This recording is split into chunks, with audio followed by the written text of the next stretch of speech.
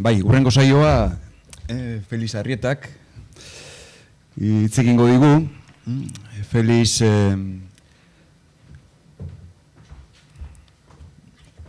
soziologia irakaslea da, Deustuko Unibertsitatean.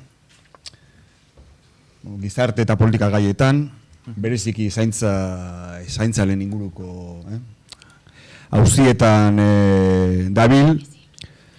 Bueno, aski ezaguna da guztiontzat, telebistaren mirariz, aurpegia, esango nuke. Baina hori baino gehiago ere bada, eta hainbat edabideetan eta idatzi izan du gizarte politika gaiez, bereziki ez da zaintzari buruz ere. Adibidez berria egunkarian bertan, hainbat artikulu argitara ditu, bestelako arnasa luzagoko argitalpenak ere baditu, noski. Hemenetan, bat aipatzearren 2019an argitaratu zuen liburua, El archipiélago del bienestar, los servicios sociales en el País Vasco. Pixar bere ikuspuntuaren mamia edo funtza edo, hortxe aurkituko genuke. Eta, orduan, hori, zaintzaren gaiari helduko dio, halakoxe izenburua jarri dio hitzaldiari, gizarte zerbitzu sistematik zaintza sistemara, trantsizio baterako gakoak. Eskerrik asko. Eguerdion guztioi, eta nire aurretik parte hartu duten izlariek esan duten bezala, niretzako ere ohorea eta poza da hemen egotea. Lorearen korreoa jaso nuenean, uste ez nuela asko pentsatu, eta benetan eskertu nahiko nuke, bai euri, bai jakini, eta bai Usurbilgo udalari gaur hemeneteko aukera hori, beraz, eta partekatzekoa.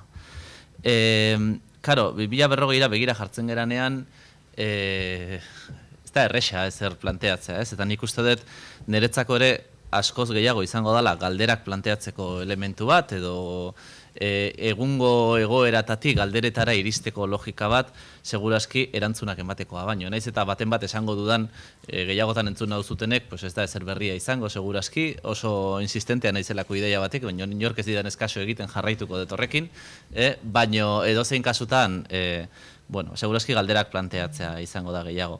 Nere kontestualizazioa gertuago egongo da Hego Euskal Herriko errealitatetik, iparralden zaintzaren klabean beste elementu batzuk ere badaudelako, nik uste badaudela hor lan onak, Eusko Ikaskuntzak egin zuen azkenekoa, nik uste dut, Joseba Zalakain, Lucia Martínez Birto, zein falta zait, egon ziran eta artikulu oso on badaukate mendekotasunaren inguruan eta Euskal Herriko kontestu guztietara bideratuta, baina ezin kasutan propaganda pixkatekin hasteagatik urrian Eusko Ikaskuntzak kongresu bat antolatuko du Bilbon ongizate ereduen inguruan. Eta espero dut hor kapaz izango gerala behintzat eredu guztia mahai gainean jartzeko, ez? Nik uste dut bai Imanolek eta bai Martak tendentziak eta datuak eta oso ondo marraztu dituztela. Uste naiz nik ez dut daturik ekarri eta uste dut ondo kontestualizatua geldituko dela lehenago esatetik. Badago fenomeno nagusi bat zaintzaz pentsatzen degunean, eta nik Marta zahartzean eukan apuntatuta, baina ez dakit ausartzen naizen esaten. Nere lankide bati, eta nik honegatik kritikatu dut asko, berak deitzen zion el invierno demográfico. Orduan hori oraindik sensazionalistagoa iruditzen zait. Beraz, zahartzea, edo lehen Martak esan duen bezala, bizitzaren demokratizazioa uste dela zaintzaren arloan tokatzen zaigun erronka nagusiena. Eta nire hasiera, edo nire hasierako planteamendua zan, zaintza hitz egiten dugun honetan lehengo galdera badago. Zer da zaintza? Eta horrek emango liguke segurazki aste oso bateko logika bati, ez? Eta nik uste dut askok dagoeneko eztabaida hau plazaratu duzutela, landu duzutela eta lantzen ari zeratela, ez? Nik ekarri dut, gero bueltatuko nahi sortara. Nik ekarri dut Victoria Campsek daukan zita bat, bere Tiempo de Cuidados liburuan, lehen urtean publikatu zuen, eta Campsek hor esaten du, eta hor daukazue, ez? Bizioei edo administrazioak askotan bere misioa betetzeko dauzkan bizioei aurre egitearera zaintzan arreta jartzea. Ez premia handiena duten herritarrei arreta eta laguntza emateko. Eta maila batean gaurko egiturak berdiseinatzea edo diseinatzea ekarriko du zaintza eredu berrietan pentsatzea. Eta nik apur bat horrela egituratu dut oraingo hitzartze hau 3 ataletan, ez? Oso simple, nola gaude, ze aukera eta erronka dauzkagu gaur egunean, eta segurazki lehen esan dizuen bezala zailena edo espekulatiboena nora iritsi beharko genuke. Ez? Orduan, bueno, hortik abiatuta niretzako eta Victoria Campsera bueltatuz, niretzako argi dago helburua eta letra larritan jarri beharko bagenu, helburua dala zaintza sistema bat artikulatzea. Hau da, azkeneko esaldi hartuta egiturak berdiseinatzea. Karo, nondik abiatzen gera hortarako eta zer, ez? Bueno, Nantxe Xabierrek esan du, nik gizarte politika ikasgaia ematen den nagusiki, gizarte laneko graduan, gozada bada, nik ikaslekiko ez daukat inongo kejarik, baina askotan esaten diet nire planteamendua abiatzen dela politika publikoen analizitik. Politologoa naiz, inor ez da perfektoa, hemen bagaude beste batzuk ere bai, badakit Julezu filosofoa zerala ere bai, eta... Bueno, orduan, nik nagusiki politika publikoen analizian jartzen dut begirada. Eta hor esaten dut, baldaukagu gaur egun zaintzaz arduratzen den politika publiko sistemarik. Eta erantzuna ambivalentea da, esan dezakegu ez bereziki, baino bai denak. Ez? Ze maila batean, osasun sistema zaintzaz arduratzen da, hezkuntza sistema zaintzaz arduratzen da, gizarte segurantza zaintzaz arduratzen da, eta zer esanik ez, gizarte zerbitzuen sistema zaintzaz arduratzen da. Segurazki denoi burura datorkigunean zaintza asko lotzen dugu gizarte zerbitzuen sistemarekin. Beste guztiekin baino gehiago. Eta, klaro, gizarte zerbitzuen sistemari buruz galderak egiten, nik uste dut argia dela gizarte zerbitzuen helburu nagusiena ez dela zaintza. Edo bai. Ez dakit, hori ere da betiko galdera. Eta galdera eterno bat. Hau oso divertigarria da, probatu zazue, lehengo mailako ikasleekin eztabaidatzen. Zertarako eta zer egiten du gizarte zerbitzuen sistemak? Karo, ziurgabetasunaren denbora hauetan, lehengo maila unibertsitate iristen direnek, nire esperientzia da bintzat, ziurtasunak nahi dituzte. Felix, ez eguzu zertara dedikatzen dan? Ja, galderak daude, ez? Eta galdera horiek planteatu behar ditugu. Baina maila batean, zaintzari buruzko hausnarketa, eta nik horrela hasiko dut, hasi behar dugu gizarte zerbitzu sistemaren inguruko hausnarketarekin. Benetan arduratzen gera gaur, hortaz, modu artikulatu batean, ze beharko genuke hortara dedikatzeko. Bueno, eta lehengo klabea nola gaude honetato klabea eta gizarte zerbitzuetan fokoa jartzen, nik deitu diot asistentziatik datorren sistema badala. Claro, gure egungo gizarte zerbitzuen sistema gizarte sorospidetzatik datorren sistema bada. Eta, claro, gizarte sorospidetza horrek perspektiba oso asistentzialista eukidu denbora askoan. Asistentzialistak zer esan nahi du? Gure helburua ez dela arazoak sustraietik konpontzea, baizik eta arazoi konponbide momentaneo bat ematea, askotan gauzak mugituz. Horrek ez du esan nahi gaur egun hori superatua dagoenik. Gauza askotan ikusten dugu adibidez, nik beti jartzen dudan adibidea, elikagai banaketarekin. Gizarte honetan 8.500 kanpaina egiten dira urtero elikagai bankuen inguruan eta janaria jasotzeko eta gauzak egiteko eta gero hori banatzeko, perspektiba hori guztiz asistentzialista da. Guztiz. Horrekin ez diogu arazoa ematen janariaren gabeziari. Horrekin egiten dugu gure burua ondo sentiarazteko, juten gera supermerkatura, 2 lenteja pakete erosten ditugu, kanpoan poltsan uzten ditugu, ze ondo egin dut ekarpen bat. Eta gero pertsona horiek janaria nola jasotzen dute.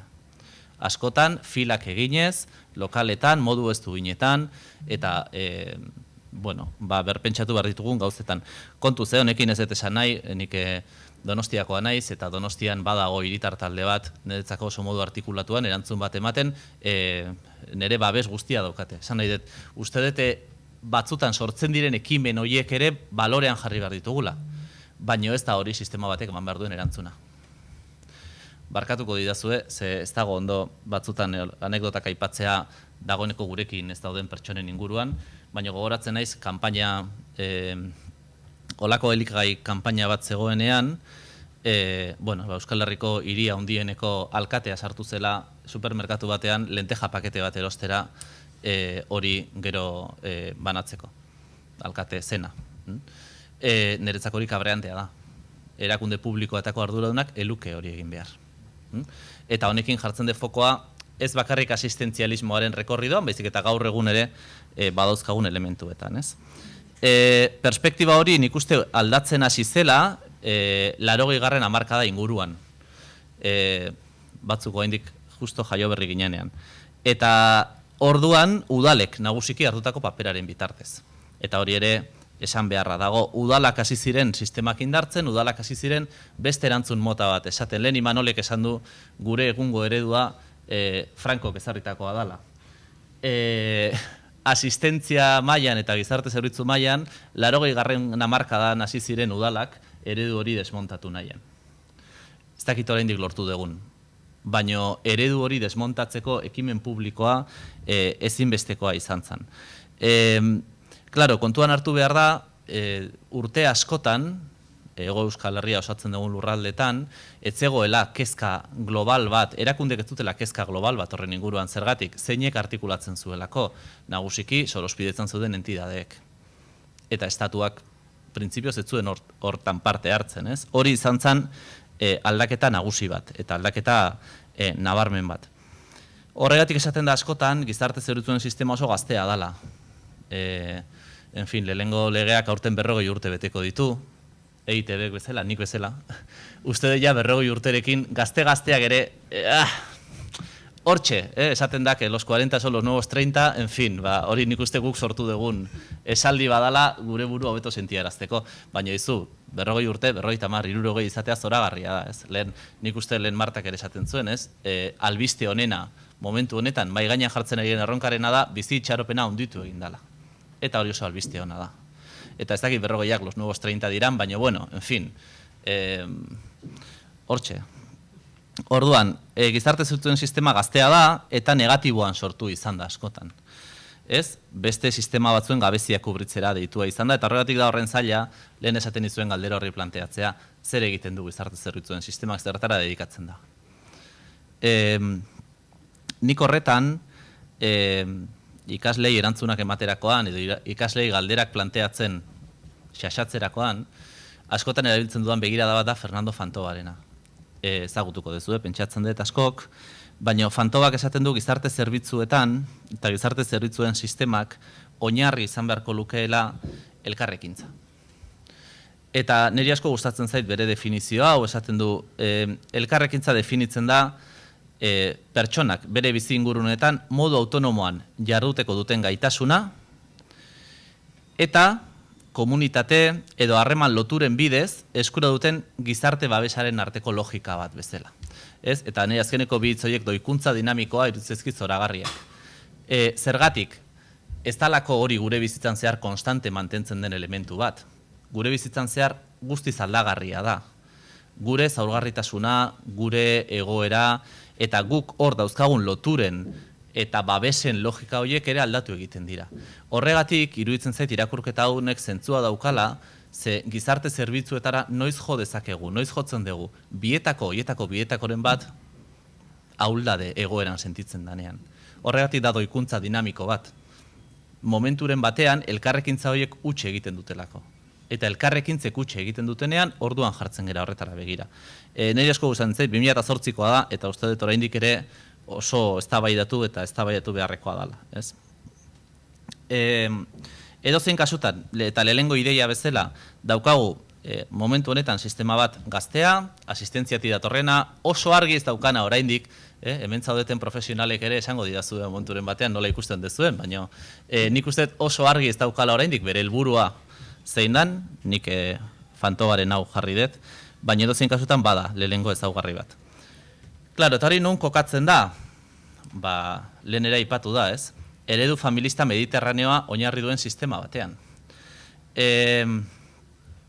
Ezinbestekoa da, gizarte zerbitzu hitz egiterakoan, begiratzea honek soporte egiten duen egiturari, hau da ongizate estatuari.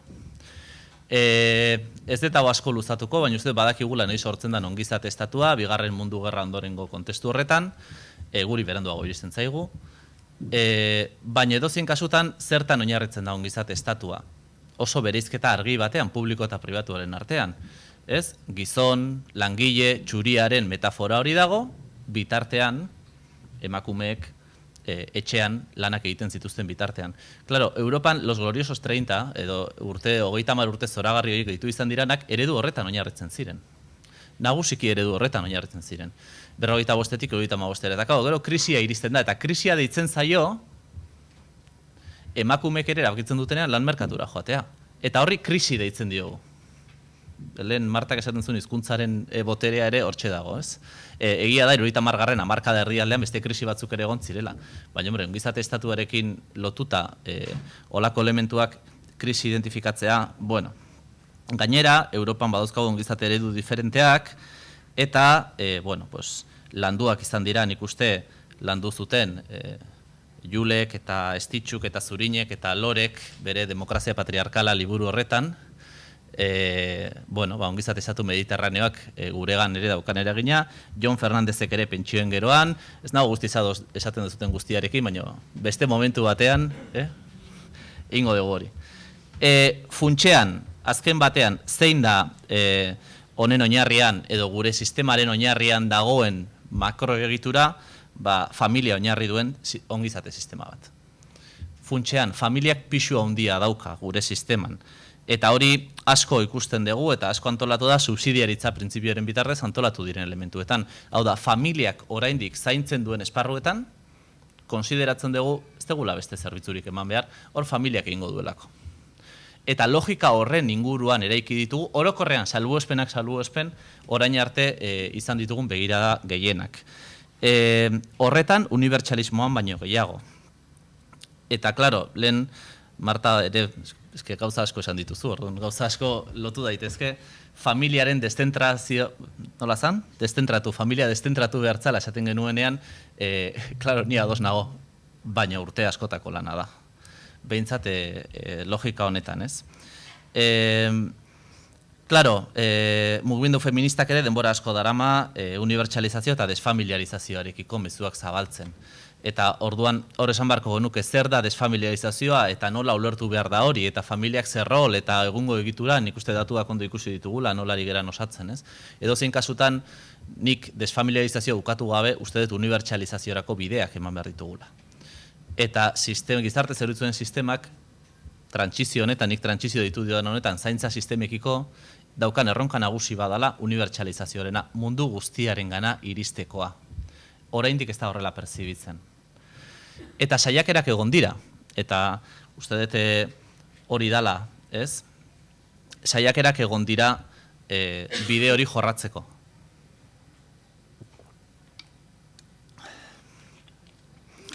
Saiakerari nagusiena nik esango nuke, estatuan onartu zan mendekotasun, gaizki deitzen diogun mendekotasun legearena izan zala, 2006an. Claro, hitz egiten balin badegu, lege hori pentsatu zuten pertsonekin, eta uste dut, bueno, besteak beste Maite Sancho, Pilar Rodríguez, edo hor egon ziren pertsona batzuekin, beraiek argi esaten dute, legearen helburua zala, egonkortzea gizarte zerbitzuen sistema publiko eta universal bat, eta horren ondoren etorri ziren, 3. belaunaldiko legeak deitzen direnak, da gizarte zerbitzuetako erkidegotako legeak, besteak beste, EAEko 2008ko legea. Baina, klaro, ze gertatu da? Egia da, mendekotasun legeak balorazio tresna komun bat ezartzen zuela, baina, horren ondorio gero bi zutabe zituen sistema bat irudikatzen zuen, zerbitzuak eta diru laguntzak. Klaro, ze efekto eragin du, eta orain ikusi dezakegu, 16 urte beranduago, ikusi dezakegu, legearen efektoa izan dala, zeukan helburuaren kontrakoa. Hau da, legeak zerbitzuak egonkortu nahi zituen. Benetan zer da egonkortu duena? Diru laguntzak. Eta ojo, bizigera kontestu batean, Hego Euskal Herrian, nun diru laguntza hoien kudeak eta entrega, valorazioa, modu nahiko txukun batean egiten den. Eta hori ere esan beharra dago. Baina diru laguntzen ereduak, bai gainean jarri duena da, eta indartu duena da, familiaren pisua zaintzaren logikan. Ze, klaro, mendekotasun legeak planteatzen ditu diru laguntza batzuk, eta diru laguntzekin zer da egiten dana. Azken batean, bueno, pertsonaren etxeko zaintza hori bermatu, saiatuk beste logika batean pertsona kontratatzen, Eta kontratazio horiek denbora askoan, nik uste gainez, baina denbora askoan ere ez dira kontrolatu, merkatu beltza sustatu da, inmigrazioa lehen aipatu deguna, eta horrek eragin du. Gaur egun, nik uste ere azpimarratu behar da, eta hau ere esan behar da, egindan esfortzua gauza hau regulatzeko, inork ezin du diru laguntza publiko bat izan gero kontrato bat eta kotizazio bat ez balin badago, hau da gauza guzti hauek nik uste aldatu direla, onerako aldatu direla, baina edozein kasutan ereduak hori izaten jarraitzen du, ez? Badaude adibide batzuk, Gipuzkoak kasu honetan PEAParekin, eta nahi sartuko gauza askotan, gero nahi bezu galderetan komentatu dezakegu. Edozein kasutan, diru laguntzen gainentzeak, suposatu du, lehen esaten nuen bezala, etxean zaintzeko elementu hori indartzea. Klaro, honek zertara garamatza, nagusiki zerbitzuak berpentsatu behar dituen sistema bat izatera. Zerbitzuek nik uste dut gaur egun eraldaketarako fleksibilitate gutxi daukatela. Eta 80. hamarkadan, demokratizazio epe horretan, martxan jarri ziren zerbitzuetako asko, gaur egun agian zaharkitu xamar gelditu zaizkigu. Baina oso zaila da, hoiek aldatzea inertzia batzuen ondorio direlako. Eta seguraski hemen, aipatuko eta adibide garbiena, buruan izango dezutena da, etxez etxeko zerbitzua. Ze gertatzen da etxez etxeko zerbitzuarekin, urtetan udal demokratikoen paradigma eta adibidea izan dana, gaur egun arazo asko dituena eta izaten jarraitzen duena. Zergatik, jendeari ezin diologoko eskaini 2 ordu edo 4 ordura arteko arreta bat, kopagoarekin, ondoan dauzkatenean mendekotasun sistemak emandako diru laguntza batzuk, zeinen bitartez nik diru honekin kontratu dezakedan nahi dudan ordutan, internak kasu batzuetan, hori beste debate bada, eta bera, zerbitzua bera, debaluatu egiten da, ulertu jazue ondo. Debaluatu egiten da, fleksibilitaterik ez daukalako berrantolaketarako. Eta hausnarketa asko daude mai gainean, asko egon dira, udal gizarte zerbitzuek pila bat egin dituzte, batzuetan egon naiz, beste batzuetan ez, baina badago zailtasun nabarmen bat, esateko nola aldatzen dugu. Kapaz gera beste erantzun bat emateko? Eta berpentsatze honetan, nik uste elementu hau badala, momentu honetan, zailtasun objektibo bat, ez? Lehen esan dudan bezala, unibertsalizaziora deituta zegon lege batek, izan duen ondorio perversoetariko bat. Claro, eta honetaz gain, daukagu gobernantza konplexuko sistema bat. Lehen aurkezpenean esan bezala, nik hemen 2 termino erabiltzen ditut. Archipielagoa eta mataza. Archipielagoan zentratuko naiz, ze uste mataza arratsaldean Maider eta Erkudenekin ikusiko dezutela apur bat gehiago. Zeri deitzen diot archipielagoa? Nagusiki, pentsatzera, Euskal Herriko lurraldeetan, eta berriro seguraski gehiago begiratuko dugu Euskal Herrikoetan, gizarte zerbitzuei begira ez daukagula sistema bat. Dauzkagu 4. Nahiko drama izango zen ja 2 eukitzea, ja horrekin ja erronka eukigu nuke, erkidegoa, Nafarroa, ez, baina dauzkagu 4. Lehen Imanolek esan du, batzutan erreibindikatu behar dugu foralismoak ze elementu jarri dituen mai gainean, gizarte zerbitzuetara begira, foralismoak ez digu batere lagundu. Eta ni konbentzituan nago, eta askotan esan dut hau dala, 1983 urtean, lurralde historikoen legea onartu zanean, inori ez zitzaelako bereziki inporta zertzan gizarte asistentziaren hau. Eta nola aldundiek zer ematen bide bat eginda honetan, erreflexio izan da, egiten jarraitu dezatela. 40 urte beranduago egiten jarraitu dezatela bihurtu da eskubide universal batean, aldundien aurrekontuaren 50%, udalen naia ez esango, baita ere, eta niretzako norabide diferenteetan jundan eredu baten konkrezioan. Gipuzkoan, Araban, Bizkaian, Nafarroan, eredu diferentea dauzkagu. Eta hori niretzako zailtasun bada benetako sistema bat artikulatzeko.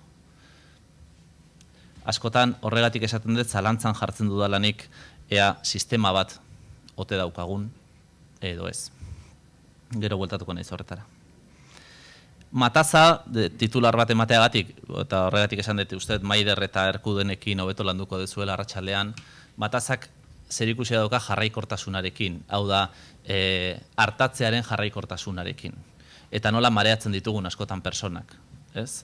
Eta nola personak bidaltzen ditugun lehiatiatetik bestera, Asterix eta Obelix 12 probetan bezala, nik txikitan bentsatete ben ikusi nuen pelikula hori, ez dakite ikusita daukazuen, baina olaxe, askotan gizarte zeuritzutan olaxe bidaltzen ditugu, ez? Leiho batetik beste batera, funtxean zerbitzu bat emateko. Baina, karo, zerbitzu hori udalean eskatu behar duzu, baina aldundiaren eskumena da, baina orduan udalak valorazio egiten du, baina gero aldundiak esaten dizu noiz jun behartzera, baina gero badago, bueno, eta sare guzti horietan pertsonak mataza batean bilduta gelditzen dira.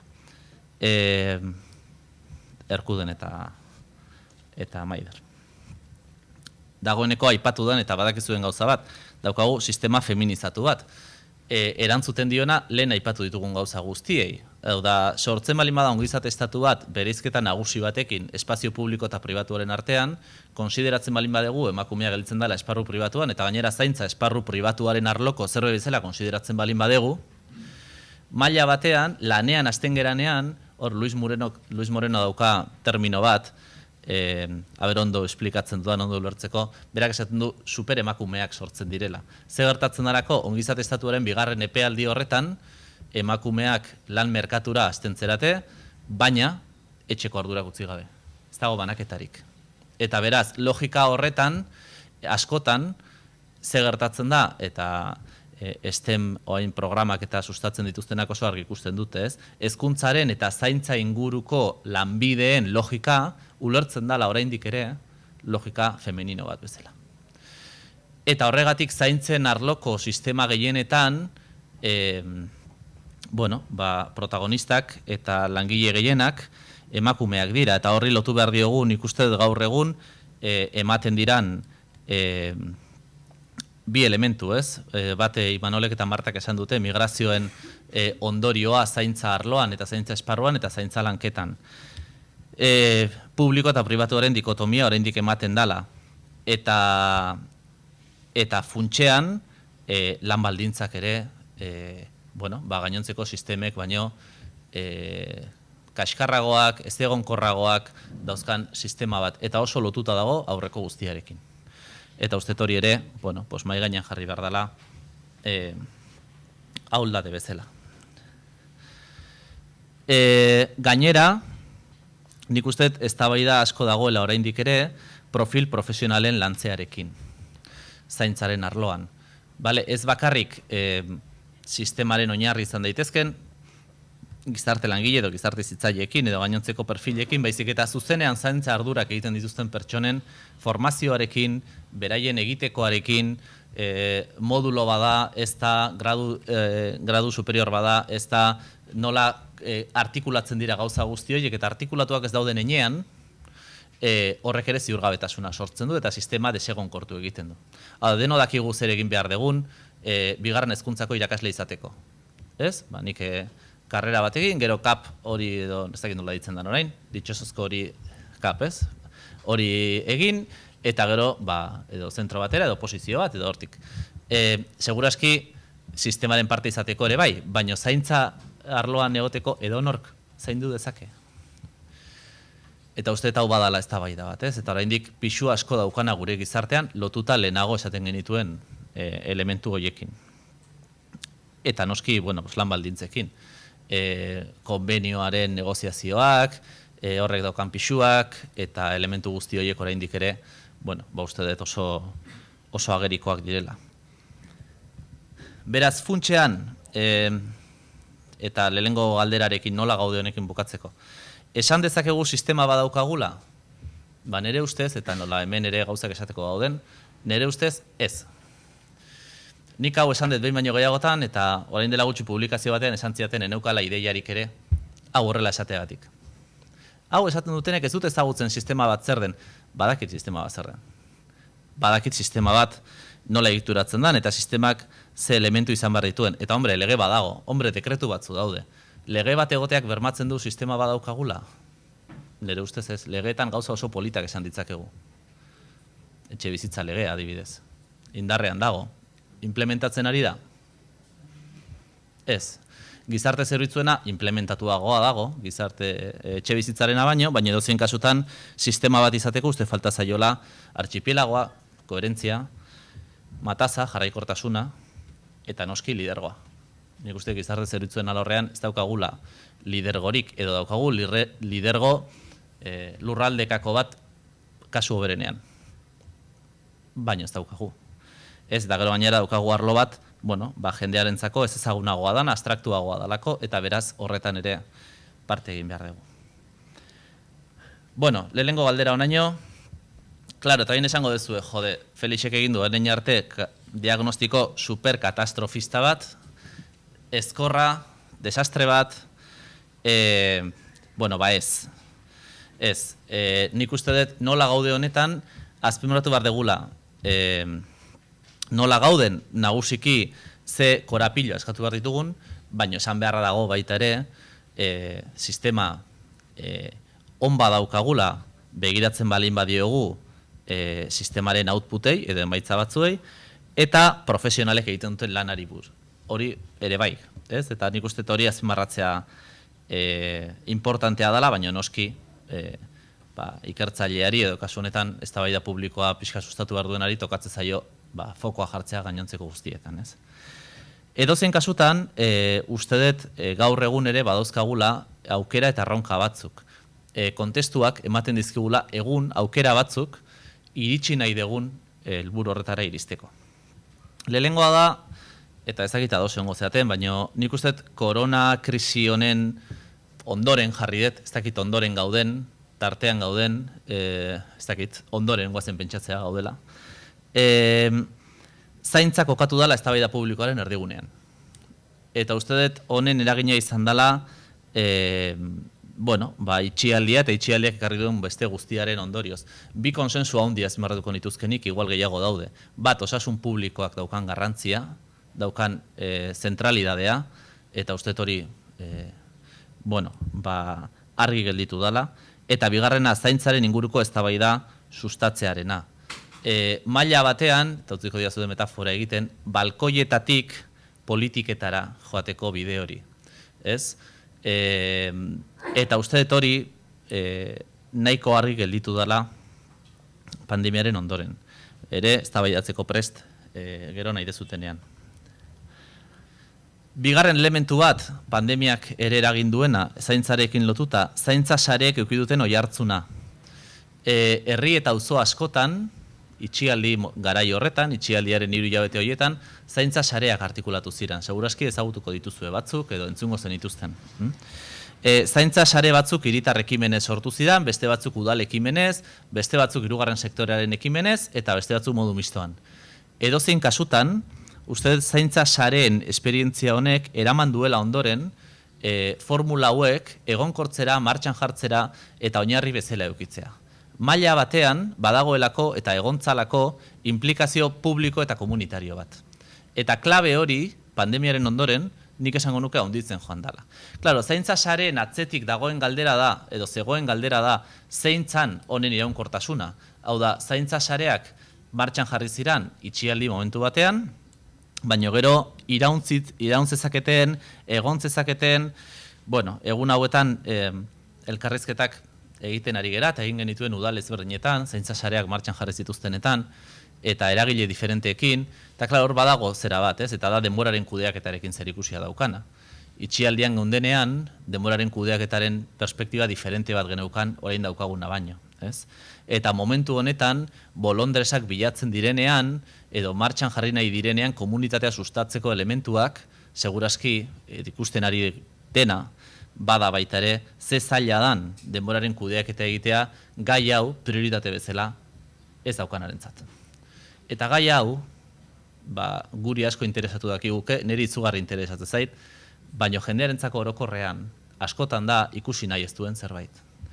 Hitzegin nahi ez duen zerbait. Eta asko kostatzen den zerbait. Orduan, nor sartuko da eta nor hasiko da zaintza sareak artikulatzen modu voluntarioan hori sustatzeko, nik benetan hori pasatzen zaidan arte utzia zupakean. Ondo nago, ez? Eta kostatzen zaigu pausuri ematea. Edozein kasutan, uste dut zaintza sareen esperientzia importantea izan dela, politika publiko berri batzuk martxan jarri eta komunitatea ere eraikitzen joateko. Eta honetan, eta nun eta usurbilen, uste dut ere hitz egin behar dela, zaintza ekosistemek duten eta izan dezaketen oihartzunaz. Udal ezberdinetan, besteak beste honetan, baino Pasaian eta Azpeitian eta Hernanin eta Urretxun eta gehiago baten bat aztuko dut, seguro, Zestoan, Legorretan, ez ditu, aztuko zai baten bat. Antolaketa forma berriak hasi dira esperimentatzen, niretzako interesanteena denean, beti gorako antolaketa bat. Claro, lehen esan dudan sistemaren artikulazio edo matazaren zailtasun horietako bada, maila diferentetako erakundeen artean sortzen diren sima, zulo beltz eta elementu horiek, ez? Uste dut zaintza ekosistemen martxan jartzeak suposatzen duela horri aurre egitea bi modutara, integrazio vertikala eta integrazio horizontala sustatuz. Integrazio vertikala sustatuz sistema berdinaren baitan, eta esan ez, eskumen hau aldundiak egin behar du, hau udalak egin behar du, baina guazen ikustera nola protokolizatu dezakegun, nola egin dezakegun benetan hori jarraikortasun bat bermatzeko, eta uste honetan ere arratsaldean hitz egingo dutela gehiago, eta horizontalean, udalerrian dauzkagun sistema eta elementu diferenteen artean. Gezurra dirudi, baina urtetan, ambulategia eta gizarte zerbitzuen arteko harremana eta koordinazioa oinarritzen zen, eta oinarritzen da oraindik ere toki askotan, harreman on batean. Eska harreman ona daukagu, eta orduan kapaza gera gauzak egiteko. Ja, baina hori igual superatu behar da pixka bat, ze bestela, harreman ona balin badaukagu, ni ez nagoen egunean, berriro eraikitzen hasi behar da logika hori, ez? Orduan, horregatik uste dut, zaintzako sistemen eraikitzea aukera bezala ikusi behar dela. Ez? Horrek prozesuak eraldatzea suposatu dezakelako, eta goitik bera sistemaren eraldaketa zail ikusten dan honetan, edo nik behintzai zail ikusten dudan honetan, beti gorako prozesuek, tokian tokikoek lagundu dezaketen ikuste dut, eraldaketa horiek ematera. Eraldaketa kulturala, gobernantza eraldaketak. Esan dudan bezala askotan, asko errepikatzen nahi naiz, baina Erkuden eta Maiderrekin nik uste arratsaldean hontaz hitz egingo dezutela eta paseatuko dezutela, ze usurbileko esperientzia... Bai? Bale, uste nuen motza neukala, eta enroiatzen nahi naiz. Bale. Hortik dijoa. Azkar bukatuko ditut aukerak eta ja jungo naiz hirugarren partera. Pertsonan zentratutako ereduaren indartzea. Uste dut hau ere prepandemia dala, lehenagotik datorren tendentzia badago konsensu handi bat, nagusiki aldaketa bat egitearena. Zerbitzuak pentsatzetik, kudeaketa logika batetatik, pentsatzera pertsonak behar duenera. Eta eraldaketa hori gertatzen ari da, espazio askotan, batzu deitzen diote pertsonan zentratutako eredua, beste batzu deitzen diote pertsonalizazioa, baina edozein kasutan, nik ere aukera bezala irakurri. Iruditzen zait dinamikak aldatzeko modu badala. Azkar esango ditut, uste dut egoitzen eredu berria, orain dela gutxi Espainiako gobernuak onartu duena, ere aukera bat izan daitekela, printzipio berdinekin jokatzen duelako, pertsonaren duintasuna, pertsonalizazioa, egia da oso eztabaidagarria dela eskuduntza aldetik. Hau da, txartu behar da olako regulazio batean ez, baina lehen aipatu da pandemiaren egoeraren ondorio da baita ere, pandemian ez dut uste gurean bereziki, baina toki askotan ikusi genituen adinekoen egoitzatan ze kudeak eta modu ebantziran, eta eredua aldaketa uste tordik etorri behar dela. Konsenso badago, jendeak etxean egon nahi du, eta etxean egoteko, zerbitzuak eraldatzea, lehen esan dudan bezala, ezinbestekoa da. Hirugarren sektore heldu badaukagu, lurralde guztietan, eta hori ere ona da, gizarte zibila aktibatua dagoen enean. Eta hirugarren sektorea da enean, eta nik hau argi esango dut, nik asko baloratzen dut hirugarren sektorea, baina hirugarren sektore izaera indartu egin behar du. Bihurtzen balin bada zerbitzu proveedore huts batean, orduan ez da hirugarren sektorea, orduan da enpresa bat kamuflatua. Eta horretan, uste behar degula hirugarren sektore indartsu bat, baina hirugarren sektore izango dela. Erreibindikazioak egiten dituena, berrikuntzak proposatzen dituena, eta zerbitzuen logika horretatik eta zerbitzuak ematea ondo dago, baina logika horrek sortzen dituen askotan klientelismotatik at. Eta azkeneko aukera, EAEko, kasu honetan EAEko gizarte zerbitzuen legeak 14 urte bete dituela, ja nerabezaro puruan dago, oraindik gauza asko garatu gabe, eta iruditzen zait momentua dela, eztabaida politiko bat irekitzeko bere reformaren inguruan. Hau, segurazki polikiago jungo da, baina uste dute poliki ari dala eratzen konsenso bat, esateko bagian momentua iritsi daitekela hau egiteko, ez? Nik esateagatik ez da deia izan. Eta azkar batean, nora iritsi beharko genuke, nik argi daukat, zaintza sistema bat artikulatzeko, behar degula gobernantza berri bat. Eta gobernantza eredu berri bat. Eta hori dela klabea. Lehen, Victoria Campsek esaten zuen bezala, egin behar deguna dalako egokitu egiturak beharretara. Eta uste hori dela gaur egun daukagun erronka nagusiena. Nagusiena gobernantzaren eta sistemaren logikatik.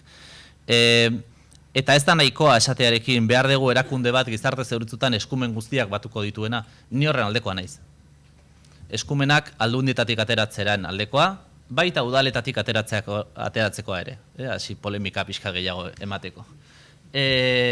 Horrek ez du esan nahi gertutasuna galduko genukenik, formulak badaude, baina bermatuko genuke jarraikortasuna, bermatuko genuke finantziazioa, bermatuko genuke gaur egun zatituta dauden eta horren zaila diren hainbat gauza. Uste dut ezinbestekoa dela. Eta uste dut hortan jun behar dela. Eta gainera, egin behar dela beste sistema batzuekin, osasunarekin zer esanik ez. Eta logika ekosistemiko hori, lehen esan dudana, aukera badala, aukera bezala sistemaren baitan planteatu. Bigarren elementu bat, ez bottom-up edo beti gorako proiektuak sistemaren barne hartu gaur egun, Gipuzkoan behintzat asko, gainontzeko lurraldetan gutxiago esango nuke, Nafarroan pixka gehiago, badaude proiektu asko, esperientzia piloto asko egiteko aukera. Gipuzkoako kasuan, nik uste etorkizun eraikizek, adin berrik bermatu dutela gauza horiek martxan jartzea. Ez da nahikoa. Pasabergera esperientzia pilotoetatik hori sistemaren barne hartzera. Eta sisteman eraldaketak eragiten ez balin baditu, su artifizialak egiten ari gera. Eta oso ondo, Donostiarren naiz. Hau da, su artifizialak eta helatuak oso ondo daude. Kontxara begira jartzeko. Baina beste zerbait uste behar degula. Beraz, nik uste klabea dela sistemaren egituran sartzea, eta azkeneko puntua gain bai, pentsatu horritugu harremanak. Javi Janguasek dauka liburu bat Pasos para una nueva vejez deitzen dana, eta bertan berak horrela esaten du, harremanak berpentsatu behar ditugu, arreta ereduare berpentsatu dezagun. Arreta eredua berpentsatu behar dugu. Eta horretan ez naiz asko sartu eta ez naiz asko sartuko. Baina horretarako ere pentsatu behar ditugu gure arteko harremanak, gure arteko elkarrekintzak. Hasierara junda. Ze elkarrekintzak berpentsatzen ez balin baditugu eta pentsatzen ez balin badugu gure bizitzaren hauskortasun logika horretan noiz beharko dugun, zer beharko dugun eta zaintza erdigunean jartzeak ze suposatzen duen, ez dugu ezera abiatuko.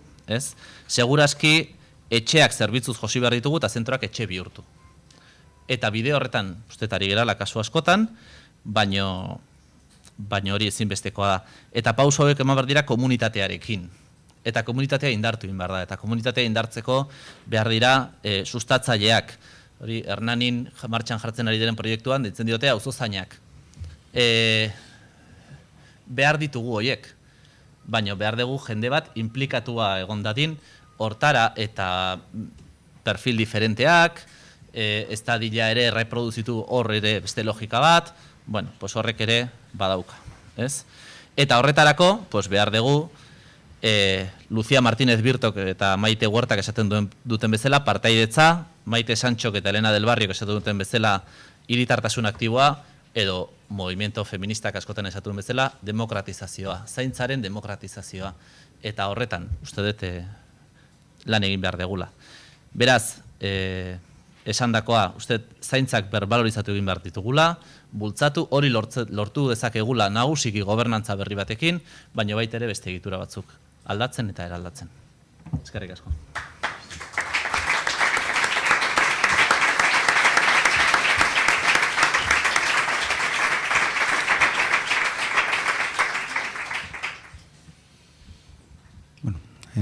Eskerrik asko, Felix. Norbaitek, iruzkinik edo galderarik?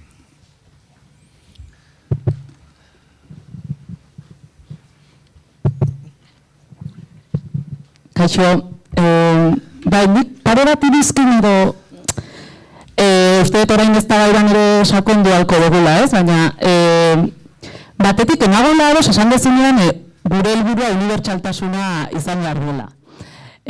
Motz esateko, badakit denon eskubideak eta denon beharra betetzearen zentzuan noski, ez?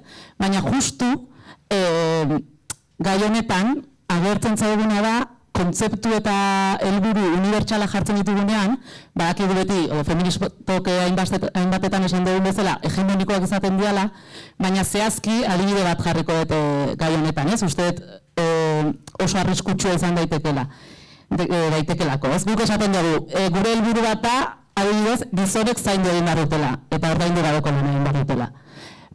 Lan baldintzak hobetu behar diala. Bai, noski guztion beharrak eta behar horiek ere nolakotasun zehatza begiratu behar diala, ez? Eta adibidez jarri dezunean helburu hori, pertsonen zaintzan zentratutako sistema bat eta bar, justo orain dela lehen adibidez, langile batzuk esaten zuten azala, arazoetako bat zala, adibidez, etxez-etxeko harretan, gertatzen ari zena zen, langileen ordutegiak oso aldakorrak zian, beraien soldatak ere, jakina da ez, egoera prekario hori, eta zenbait udaletxeko edo zerbitzu sozialetako langileek esaten zutena zen, hori da pertsonan zentratutako zaintza, ez? Adibidea jartzagatik. Orduan, esan nahetena honekin da, hainbatetan feministek esaten duguna, ez? Erlazio patriarkala jarri berritu behar dugunean, klase sozioekonomiko erlazioak eta gatazka pila bat daudelako hemen, ez? Eta orduan hor, unibertsaltasuna, ez da baliagarra izan daiteke guztion eskubideak aldarrikatzeko, badakigu erabiliko dela hainbat diskurtsotan ere botere erlazio guzti horiek estaltzeko, ez? Hori batetik. Eta gero ere bestetik, ere uste ez da baiarako ematen dula, baina esan dezunen ez daukagula zaintza sistemarik, uste esan behar duguna dela ez daukagula zaintza sistema publiko ez eta feministarik, ez? Bestela ematen delako, ere uste oso interesgarria dela esan dezuna, zaintza lotzen dela asistentziarekin, baina motz esateko ere, lotzen da asistentziarekin horrela eraiki delako, eta besteak beste asistentzia erabili delako estatuen eraikuntzarekin emakume zaintzaileak sortzeko ere. Ez, bai, gizarte laguntza ematen zanean, kondizio batzuk izan zirelako ere, aurra nola zaintzen zituzten, eta orduan da, horrela eraiki da, eta hori transformatu nahi dugu, ez? Baina, eta benulako bestela dela, daude familiak eta emakume zaintzaia bere horretan horrela diala, eta gero estatuak laguntzen du gehiago gutxiago, ez? Horrela eraiki da, eta daukagu zaintza sistema, patriarkal, arrazista bat, eta kapitalista bat, ez? Zentzu horretan. Eta hori dela, eta baita ere ulertzeko lege guztiago garatu dianak, hori bir sortzen dute, ez? Hori eraikitzen dutela, ez? Hortan ziurenik ados gaudela, baina uste narko hori beti duki behar dugula presente. Uste garen legeak simplemente ez dela nahikoak, ez? Eta hori adibide asko dagoela, menpekotasun legeak ere besteak beste ezarri du 2 eta 3 menpekotasun nahi auki arte ezin dezula erresidentzia publiko batera sartu, adibidez, ez? Eragin ditula egoera pila, hori esaten denen familiarismo hori, emakumeen ordaindu gabeko lan hori, sustatzen duna, ez? Eta beste hainbat. Orduan hori, irizkin horiek zian batipat gero igual ez da horako ere baliagarria dienak, garrantzitsua egitzen zaizkitenak. Eskerrik asko, nik bigarrenetik asteagatik guztiz ados. Eta hasieran esan dudanean markoa jartzen nuela politika publiken programetan hortik egin dut irakurketa, baina egia da hartzen dut, ze hurrengorak uste argiago gelditzen dela esatea, ez dago zaintza sistema publikorik, ze benetan horretan oinarritzen da oraingo logika hori, ez? Eta horretan guztiz ados. Lehenengoarekin, unibertsalismoarekin ulertzen dez esaten dezun, ze trampa egon daiteken horren atzean, baina zerbitzuei begira, eta berpentsatu baritugun zerbitzuei begira, eta batzuk dira oraingoak berpentsatzea, eta beste batzuk ez dauzkagu, hau da, etxez-etxeko zerbitzua niri utziko balidate, eta edozin udali pentsatzen dut, jarriko genuke zeroan, eta esan, orain artekoa agian ez da eredu balidoa, pentsatu behar da beste modu batetara, egonkortu behar dira plantillak, ezin da izan pertsona bati ematea 2 ordu egun batean, eta bat bestean ezakizer, baina horrek zailtasun asko dauzka 40 urteko zera batetik gatozelako, ez? Orduan, unibertsala izan behar du hasteko mundu guztiarentzako benetan izan behar duelako. Eta horretan, beste zerbitzu logika bat ere pentsatu beharko dugu, hortik hasita. Eta argudioa ez erabili modu trampati horretan, zeharo ados nago, bai. Bai, bada besterik? labur, edo bestel, bai, Marta.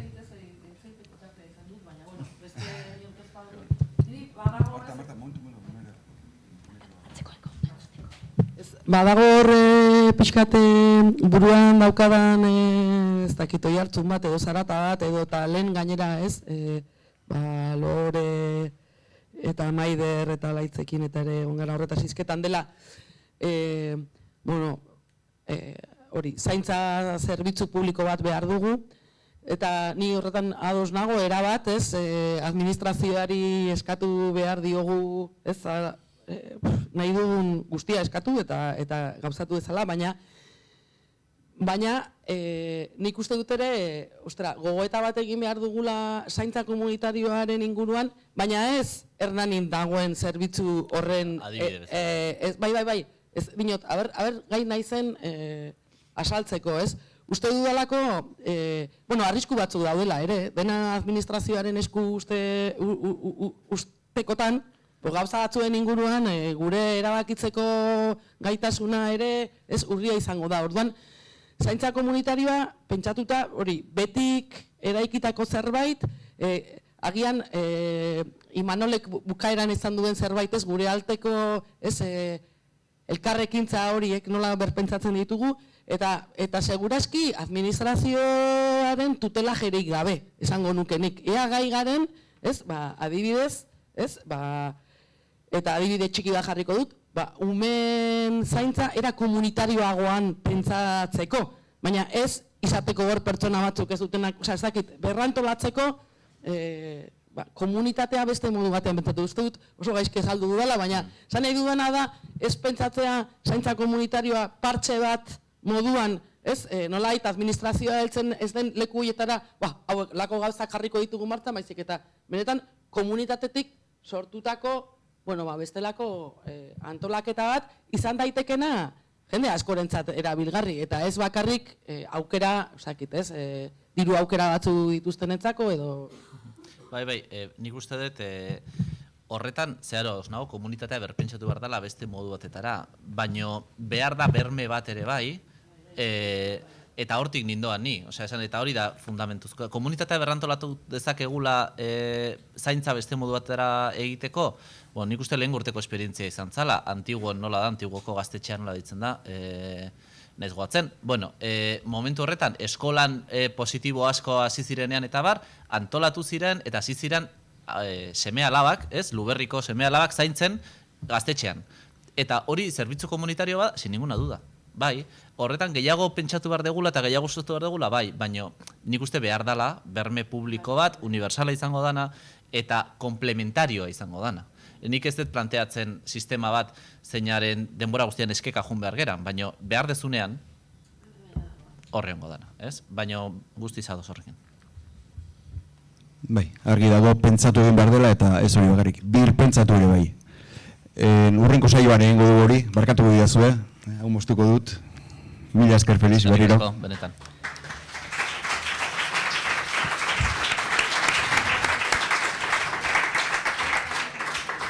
Eta